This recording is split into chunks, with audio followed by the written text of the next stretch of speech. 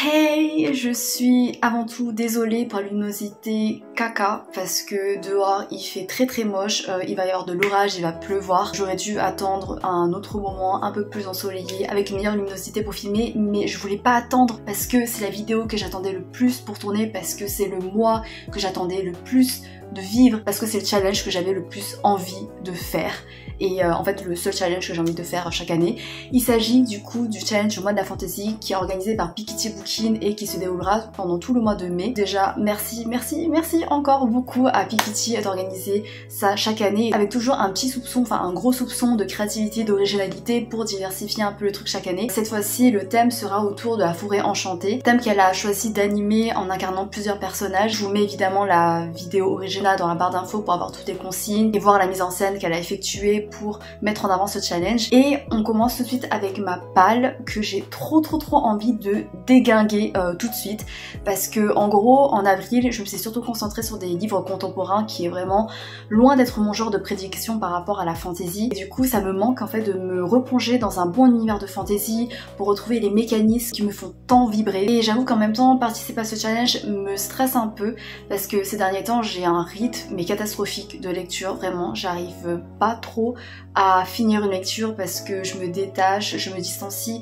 émotionnellement beaucoup trop vite de la lecture. J'ai peur que ça me porte préjudice et que le fait de m'imposer une palle va accentuer cette pression là et me faire culpabiliser quand je vais essayer de lire d'autres livres parce que je vais pas avancer dans telle palle et du coup j'ai l'impression de perdre du temps. Et surtout qu'à chaque fois en fait j'essaye de remplir toutes les sous-parties alors que rien ne m'oblige, je pourrais y remplir juste une sous-partie par catégorie, mais juste que j'ai envie de me mettre ce challenge là, tu vois, de vraiment assumer ce challenge à fond, d'être un peu plus ambitieuse dans ce cadre là et de voir jusqu'où je vais pouvoir y aller. C'est un peu un cercle vicieux dans lequel je m'empêtre depuis des années, mais j'ai pas envie de m'en extraire parce que j'ai un peu la flemme pour ça. Voilà, on arrête avec cette introduction et on commence tout de suite avec la première catégorie proposée par le personnage de la sorcière Griselda. Dans cette première catégorie, il y a 3 sous-parties comme pour chacune des 3 autres catégories. Donc la sorcière Griselda nous propose en première sous-partie un livre qui parle de sorcières, de sorcellerie, d'ésotérisme. J'ai pioché le roman A Thousand Steps into Night de Tracy Chee, qui a l'air d'être une fantaisie asiatique, je crois japonaise plus particulièrement. On suit l'aventure d'une jeune héroïne qui a été transformée en monstre et du coup elle va essayer de récupérer son apparence humaine en s'engageant dans une quête.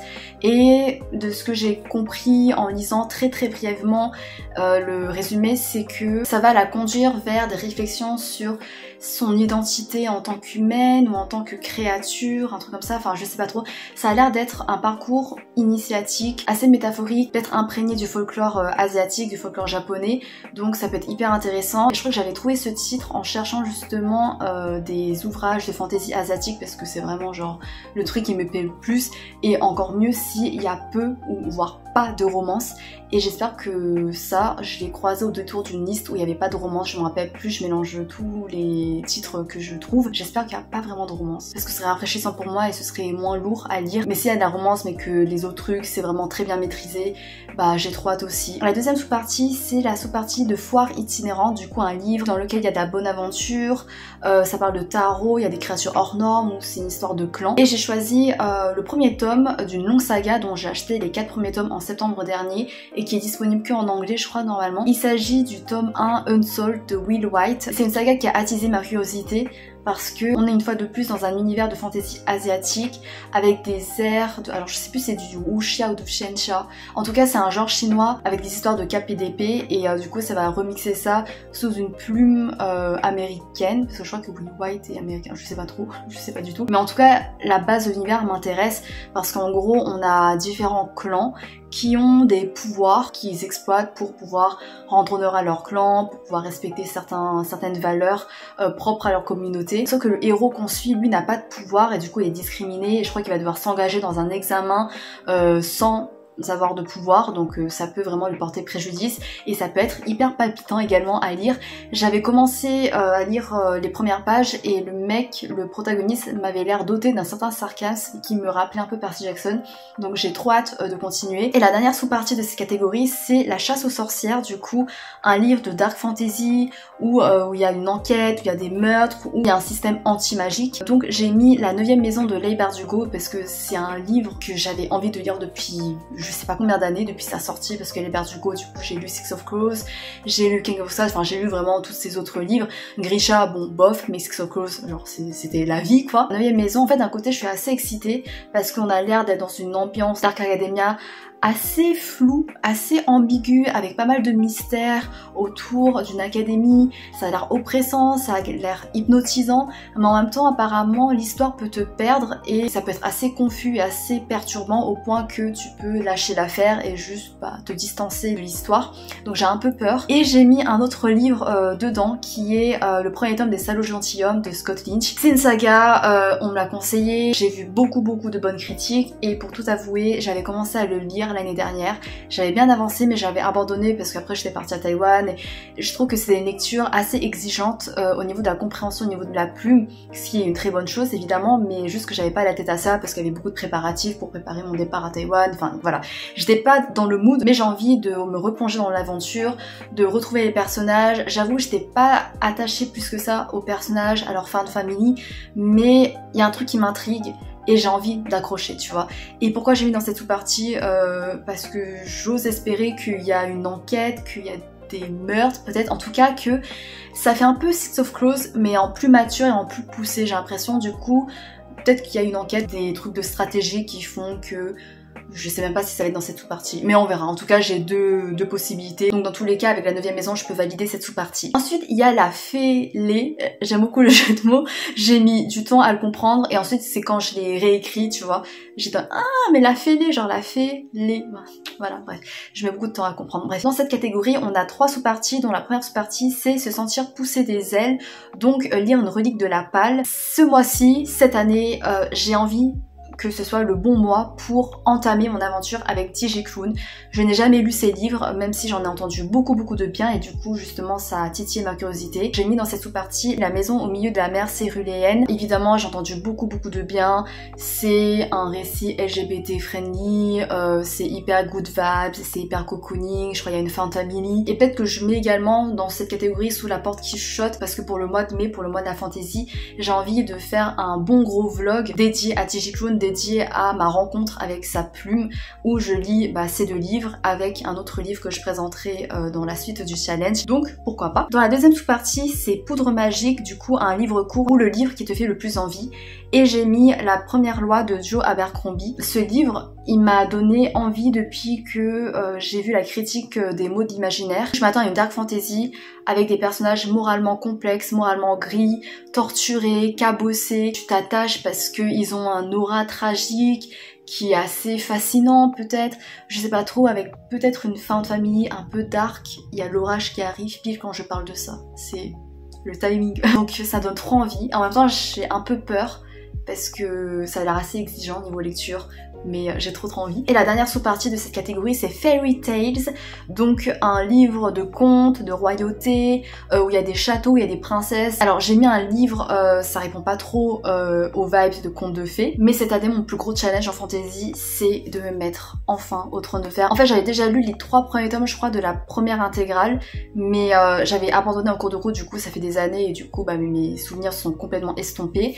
Donc là je me suis réacheté cette édition et je me dis pourquoi pas. Voilà, pourquoi pas profiter de ce mois de la fantasy pour m'y mettre. Et ouais, j'ai très hâte. J'espère vraiment que je vais pouvoir lire à un rythme régulier cette saga pour pas me perdre en cours de route, pour pas perdre mes repères, pour pouvoir apprécier pleinement la richesse de cet univers. Voilà, c'est un gros challenge, ça me fait peur, mais j'ai trop envie. Voilà. Et j'ai mis dans cette partie parce qu'il y a des châteaux. Voilà, et il y a des princesses, et ça parle de royauté, il y a plusieurs royaumes, il y a plusieurs clans, donc voilà, ça marche. En 3e catégorie, présentée par l'elfe Stephawen. En première sous-partie, il y a Speed Dating, du coup, un roman d'amour, il y a de la romance. J'avoue, j'ai tiqué sur cette sous-partie parce que j'aime pas la romance. J'étais en mode... est-ce que je vais trouver quelque chose qui va pas me saouler? Mais j'en ai trouvé et c'est un roman que j'ai envie de lire depuis très longtemps. À chaque fois je repousse, je sais pas pourquoi. C'est Le Trône de Jasmin de Tasha Suri. Il me semble que c'est une romance lesbienne, donc ça rentre dans la catégorie. C'est très rare en fantasy, en roman en général, de lire une romance lesbienne, du coup ça peut être une bonne expérience. C'est dans un univers asiatique aussi, avec je crois plusieurs complots politiques, avec des questions diplomatiques, avec pas mal de rebondissements. Là je suis en train de vous dire des trucs, je sais même pas. J'ai même pas lu le résumé. Enfin, j'ai lu il y a des années, du coup, quand ça me donnait envie. Et comme j'ai repoussé la lecture, bah, je sais plus. Mais je crois que c'est ça à peu près. Ça a l'air assez palpitant. En deuxième sous-partie, c'est Elfe contre Fae. Donc, lire un roman de fantasy avec des complots, de la guerre, des trahisons. Et j'ai mis La joueuse de sitar de Joan He. Je sais pas comment on prononce, je suis désolée, si c'est en chinois ou pas. J'avoue, quand il est sorti en France, ça me donnait pas particulièrement envie, mais là, dans mon feed Instagram, ça propose le deuxième tome. Et je sais pas pourquoi, genre il y a un vibe, parce que je crois que c'est un truc en mode enemies to presque lovers to enemies, et ça j'aime bien, tu vois, c'est comme un peu dans The Poppy War où il y a des trahisons, où il y a des rebondissements de malades, où les relations elles sont torturées, elles sont hyper pragmatiques pour servir les causes personnelles des personnages. Ça je trouve ça trop grisant et adrénalisant et excitant, et je trouve que c'est tellement plus original que juste un enemies to lovers, tu vois. Ouais, je crois qu'il y a différents clans, il y a des questions de stratégie avec l'héroïne qui utilise sa sitar. Je sais pas à quoi ça sert la sitar, c'est peut-être un système de magie ou je sais pas quoi, mais en tout cas ça peut être cool. Après j'avoue j'avais vu également des avis assez mitigés, peut-être parce qu'il n'y avait pas assez de romance, parce qu'en général il y a des gens aussi qui sont frustrés parce qu'il n'y a pas assez de romance, mais moi je suis frustrée quand il y a trop de romance, donc peut-être c'est ça, ou alors en fait c'est juste que c'est trop young adulte et que c'est trop général, que ça va pas assez loin, c'est pas assez poussé, c'est peut-être ça le problème, je sais plus, mais ça me donne quand même envie, voilà, ça m'intrigue quand même. Et en dernière sous-partie il y a la quête, qui est donc commencer ou continuer une saga. Et évidemment, attendez, je vais le sortir, il est juste là. Je sors les deux tomes, mais je pense pas pouvoir les lire. Évidemment ils sont gros. C'est Ripe de guerre des Archives de Rochard, du coup les tomes 1 et 2 de Ripe de guerre, parce que chaque tome des Archives de Rochard sont divisés en deux. Des tomes de 1000 pages, hein. Du coup tu comprends hein, pourquoi c'est divisé, c'est pas juste pour des questions économiques en mode ouais ça va nous rapporter plus de fric, non c'est parce que niveau lecture c'est plus digeste, parce que voilà, même si le truc c'est que les Archives de Rochard c'est très gros, c'est très long, mais c'est tellement fluide et les personnages ils sont tellement beaux à voir, ils sont tellement géniaux à suivre, c'est tellement mais fascinant, c'est épique, c'est phénoménalement épique que ça se lit tout seul. Ce sera juste une question de manque de temps si je peux pas lire les deux durant ce mois-ci, mais je vais au moins lire le tome 1 pour continuer la saga. J'ai peur parce que si je rattrape, je vais devoir attendre des années avant de pouvoir lire la suite, parce que la suite n'est toujours pas sortie. Et ensuite elle va d'abord sortir en anglais puis en français, mais moi j'achète que en poche, du coup je vais devoir attendre 1 an ou 2 ans de plus de la sortie française pour pouvoir l'acheter. Et ça va être horrible parce que j'ai tout oublié en fait, parce que j'ai une mémoire de caca et l'univers dedans il est tellement étendu, il est d'une richesse mais incomparable. Je sais pas, c'est un peu mon dilemme, mais j'ai trop hâte de me replonger, surtout que là, en gros, à la fin du précédent tome, on a bouclé un triangle amoureux que j'aimais pas. Et du coup, normalement, tous les dramas amoureux, c'est fini. On va juste se concentrer sur les autres relations amicales, familiales, mais tellement belles à voir. Et on va retrouver des héros, on va retrouver Kaladin, qui est un héros exceptionnel à suivre. C'est tellement émouvant de le voir parce que c'est un personnage qui est tiraillé par beaucoup d'émotions, par le sens du devoir et en même temps par ses traumas. Il a peur d'être blessé, de perdre des gens de nouveau et du coup de refaire confiance à ses valeurs. Mais en même temps c'est quelqu'un qui est tellement droit et qui vit intensément et qui a un courage et une force d'esprit qui lui permet en fait de vivre malgré sa sorte de dépression. Et sa dépression également est très bien dépeinte parce que ça fait des va-et-vient, tu vois, genre c'est pas linéaire et du coup c'est tellement réaliste. Et j'ai tellement de choses à dire sur cette saga, mais je vais arrêter parce que je vais trop m'attarder. Mais les Archives de Rochard, vraiment ma saga de fantasy préférée. Et en dernière catégorie, présentée par le dernier personnage qui est la Silène. En première sous-partie, c'est une sous-partie sur la mythologie, une réécriture mythologique ou d'inspiration mythologique. C'est enfin le moment. Je vais arrêter de procrastiner alors que c'est le livre que j'attendais le plus. Je crois qu'il va y avoir de l'orage. Est-ce que Zeus, tu vas te... Voilà. Zeus, il veut faire son monologue, son speech. Il s'agit de Le Soleil et l'Étoile de Rick Riordan et Mark Oshiro, qui est un spin-off dans l'univers de Percy Jackson et qui est centré sur mon personnage préféré ever de tous les temps dans n'importe quel roman confondu, Nico Di Angelo. avec Will, son petit copain. Un spin-off, un roman entier sur Nico et Will. Will, je t'adore aussi, mais j'avoue que Nico, tu vois, c'est le personnage qui... J'ai grandi avec lui. Nico, c'est un personnage qui est torturé, c'est un personnage qui est tourmenté, c'est un personnage qui a vécu beaucoup de choses traumatisantes, mais qui a su garder une bonté d'âme qui est tellement inspirante et qui a une force d'esprit et une force physique aussi, enfin son pouvoir. Pour moi, c'est le personnage le plus puissant de Percy Jackson. Il a un pouvoir de malade, il est trop stylé et il est tellement attendrissant et il est maladroit et il est tellement émouvant en fait. Voilà, c'est quelqu'un qui est vraiment plongé dans cette solitude et tu vois comment petit à petit il arrive à aller vers les autres, à se lier avec les autres à travers des liens qui sont tellement touchants à voir. Les attentes concernant ce spin-off, j'espère que ce sera pas seulement concentré sur leur romance, parce que même si c'est mignon, il y a Reina, il y a Hazel, il y a d'autres personnes, je sais plus, en vrai je m'en peux même plus. J'espère qu'on va revoir ces personnages-là, j'espère qu'on va revoir leur relation avec Nico. Là, ils vont s'engager dans une quête qui montre encore une fois la bonté mais inconditionnelle de Nico, parce qu'il va de nouveau replonger dans les enfers, dans le Tartare, là où il s'est fait traumatiser. Nico, le mec, le gamin, c'est le mec le plus jeune, c'est le personnage le plus jeune du cast là, mais ce personnage qui a le plus, pour moi, sacrifié, qui a le plus agi pour sauver les autres, pour sauver le monde ou je sais pas quoi, et il a le moins de reconnaissance parce que il le recherche pas en fait, et il fait tout dans son coin et il cherche pas à être accepté ou quoi, il le fait juste parce que c'est quelqu'un qui se soucie profondément des autres. Il s'est déjà aventuré dans le Tartare tout seul, hein.